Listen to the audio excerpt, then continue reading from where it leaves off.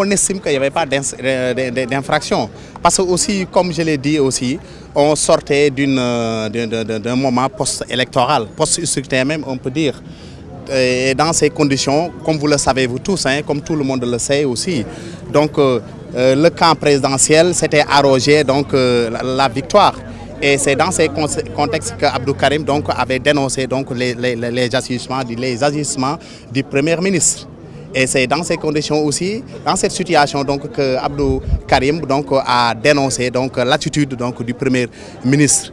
Et sur ces entrefaites, il a été donc arrêté, il a été appréhendé et arrêté et envoyé en prison.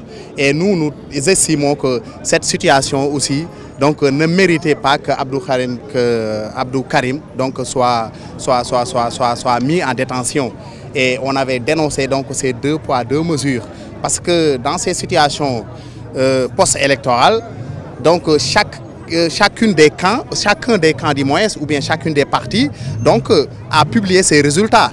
Et comme un des confrères l'a bien noté, donc, on n'a pas vu donc, le procureur dit que donc, le Premier ministre a violé la loi en déclarant un pourcentage en faveur du président. En faveur du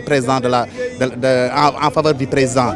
Et donc, puisque donc, le Premier ministre peut se permettre quand même de faire des déclarations en faveur de son camp, donc Abdou Karim a vu que aussi, Abdou Karim a estimé que donc, le camp présidentiel préparait un hold-up, un coup d'État électoral. Et c'est dans ces situations, en voulant conscientiser les électeurs, parce que comme vous le savez, le droit de vote est un droit qui est constitutionnellement garanti.